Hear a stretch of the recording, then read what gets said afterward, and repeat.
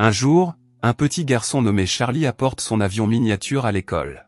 Tous ses camarades de classe se moquent de lui en disant que son avion blanc est moche. Ses camarades lui arrachent même l'avion des mains. Soudain, l'avion se met à bouger tout seul et revient vers le petit garçon. La chose devient encore plus incroyable lorsque l'avion semble vraiment comprendre ce que dit l'enfant. À la maison, il lui donne une petite poussée et l'avion commence à voler droit vers un seau. L'enfant est aux anges en découvrant que son jouet semble être vivant. Lorsque la nounou ne regarde pas, il prend une échelle et monte sur le toit. Il est déterminé à se faire emmener dans le ciel par son avion jouet. À ce moment-là, sa mère rentre du travail. Quand elle voit la scène, elle grimpe sur le toit et attrape son fils. Entre-temps, le jouet tombe du toit. La maman le gronde en lui disant que c'était très dangereux, mais Charlie jure que son avion peut vraiment voler. Inquiète que son fils soit devenu fou, Catherine prend l'avion et l'enferme dans le débarras. Charlie se met à pleurer, et la maman et le fils finissent par se disputer violemment. Soudain, quelque chose de très étrange se produit. L'avion brise la vitre de la fenêtre et s'écrase dans la pièce comme s'il était possédé. Catherine attrape un balai et essaie de le frapper, mais cela ne fait qu'énerver davantage l'avion jouet. L'avion s'illumine d'une lueur rouge inquiétante, prêt à attaquer. Catherine pousse un cri de terreur et Charlie court protéger sa mère. En un instant, la lumière rouge s'estompe et l'avion flotte aux pieds de Charlie, se comportant comme un chiot coupable. Catherine ne peut que regarder son fils ramasser l'avion et retourner dans sa chambre. Catherine appelle immédiatement son ami Pierre, un scientifique. Lorsque Pierre arrive, elle lui raconte tout ce qui s'est passé. Pour percer ce mystère, ils attendent que Charlie s'endorme, puis volent l'avion. Ils l'examinent de fond en comble, mais ne trouvent aucun interrupteur caché qui pourrait l'animer. Pierre ne croit pas que le jouet puisse être vivant, alors il prend un couteau et essaie de le rayer, mais il ne reste même pas une trace. Réalisant que cet avion est vraiment hors du commun, Pierre le ramène en courant au laboratoire. Après avoir scanné le système, les chercheurs découvrent qu'il n'y a aucune pièce électronique à l'intérieur. Ils sont complètement stupéfaits, car cela va à l'encontre de tout ce que dit la science. Pierre place le petit avion sous une presse mécanique, mais celui-ci en ressort sans une égratignure. À ce moment-là, Charlie se réveille au milieu de la nuit parce qu'il doit faire pipi et découvre que l'avion a disparu.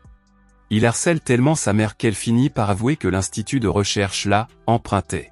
Charlie est furieux et se précipite dehors pour demander à sa voisine de l'accompagner à l'institut de recherche sur son vélo.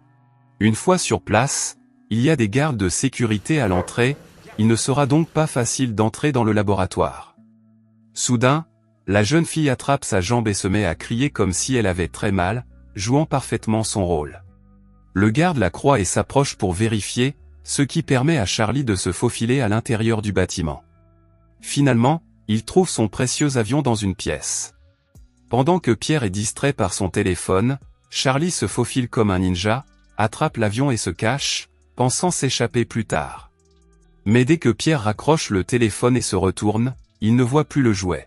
Il inspecte la pièce et aperçoit la tête de Charlie qui dépasse de derrière l'armoire. Pierre commence à s'approcher lentement, mais soudain, l'armoire se met à trembler violemment comme si elle était possédée et tombe sur Pierre. Apparemment, le petit avion a sauvé Charlie, qui s'enfuit. Pierre déclenche immédiatement l'alarme du laboratoire et le chaos se déchaîne. Avec les gardes qui arrivent de toutes parts, il semble qu'il n'y ait pas d'issue à ce désordre.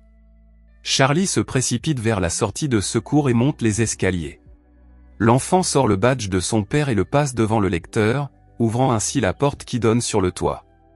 Avec les gardes à ses trousses, Charlie attache rapidement l'avion à lui et grimpe à l'échelle, suivi par Pierre. Quand il atteint le sommet du toit, Charlie serre fort le petit avion, comme il l'a fait sur le toit de sa maison. L'enfant demande à l'avion de le faire voler, alors le petit avion le soulève dans les airs. Pierre arrive, mais reste bouche bée en voyant l'avion jouet emporter l'enfant. L'avion file à toute allure avec Charlie au-dessus des montagnes et virevolte au-dessus de la ville. Des camionneurs le voient et manquent de perdre le contrôle de leur véhicule, tandis qu'une jeune fille est tellement surprise que son maquillage se répand partout. Quand ils atteignent enfin un endroit sûr, l'avion pose délicatement Charlie dans une forêt. Le pauvre garçon titube, à moitié endormi, toute la nuit. À midi le lendemain, il parvient à atteindre une tour de signalisation. Charlie ouvre la porte en fer avec force et grimpe à l'intérieur avec l'intention d'y cacher l'avion. Dès que Charlie atteint le sommet de la tour de signalisation, ses jambes se dérobent sous lui et il s'effondre de fatigue. Pendant ce temps, son ami revient en courant et dit à Catherine que son fils s'est envolé dans le ciel. Au moment où la femme s'apprête à se précipiter dehors pour chercher son fils, le petit avion revient tout seul. Puis, l'avion commence à reculer lentement, comme pour lui dire de le suivre. Catherine renvoie rapidement la petite fille à la maison, puis elle saute dans sa voiture pour suivre l'avion. Elle finit par retrouver son fils évanoui près de la tour de signalisation. Alors qu'elle s'apprête à le prendre et à partir, Pierre arrive. Il lui demande où se trouve l'avion et Catherine lui montre la tour. Pierre sort une corde du coffre et grimpe sur la tour, essayant de l'assaut l'avion, car il veut mener des expériences dessus. Il parvient enfin à enrouler la corde autour de l'avion, mais celui-ci devient fou, tirant sur la corde et essayant de s'échapper. Pierre s'accroche de toutes ses forces et ses gants commencent à brûler à cause du frottement. Avant même que Pierre ait le temps de cligner des yeux, l'avion fonce vers Catherine, clairement déterminée à rester avec Charlie.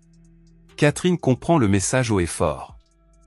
Pierre est furieux et crie que l'avion est son expérience qui le mènera au succès, mais Catherine s'en fiche et s'enfuit. Pierre est tellement désespéré qu'il saute sur le toit de la voiture et commence à frapper sur la vitre, alors Catherine freine brusquement et Pierre s'envole. L'homme se relève et essaie de démarrer la voiture pour les poursuivre, mais la clé a disparu. Au lieu de rentrer à la maison, la mère emmène son fils à la plage, leur ancien lieu de rendez-vous familial, dans l'espoir de l'aider à se détendre. Quand elle ouvre le coffre, la voisine, qui s'était cachée là pendant tout ce temps, apparaît soudainement. Ce modèle réduit d'avion semble avoir une âme et une connexion télépathique avec Charlie. Mais quand Charlie se réveille, l'avion est silencieux. C'est comme s'il savait qu'il avait causé des ennuis et avait décidé de faire le mort. Charlie est convaincu que son jouet est mort, alors au milieu de la nuit, pendant que tout le monde dort, il va à la plage, creuse un trou et construit une petite tombe. Il fait un vœu, celui de revoir son père une dernière fois. Il s'avère qu'il voulait un vélo pour Noël, mais son père, pilote d'avion, lui a offert à la place un avion miniature, en lui promettant de lui acheter un vélo le Noël suivant. Malheureusement, ce cadeau n'est jamais arrivé, car peu de temps après, son père est mort dans un accident d'avion, laissant l'enfant seul avec sa mère pour faire face à cette immense douleur. Alors qu'il s'apprête à partir, l'enfant se sent triste, alors il revient pour déterrer le jouet, mais le trou est vide. Soudain, il sent une présence derrière lui, alors Charlie se retourne et voit son père. Son père vient à sa rencontre et Charlie le supplie de ne plus jamais partir. Son père caresse les cheveux de Charlie et lui dit de prendre soin de sa mère. Il lui dit que chaque fois qu'il lui manquera, Charlie devra regarder les étoiles, car il sera là pour veiller sur eux. Avant de partir, son père lui demande de lui montrer le sourire qu'il aime tant, alors Charlie lui offre le plus grand et le plus beau sourire qu'il puisse faire. Puis son père pousse un petit bateau dans la mer, monte à bord et disparaît lentement dans le brouillard. Dans un éclair de lumière, il se transforme en étoile filante qui traverse le ciel et devient l'étoile la plus brillante de toutes. Le lendemain, Charlie réveille sa mère. Il est prêt à rentrer à la maison avec elle, à lui raconter tout ce qui s'est passé et à lui dire que son père est désormais l'étoile la plus brillante du ciel. Charlie est prêt à accomplir la mission que son père lui a confiée et il sera là pour sa mère, quoi qu'il arrive. Si vous avez aimé cette vidéo, n'oubliez pas de cliquer sur le bouton « J'aime » et de vous abonner à la chaîne pour d'autres vidéos comme celle-ci. Merci d'avoir regardé.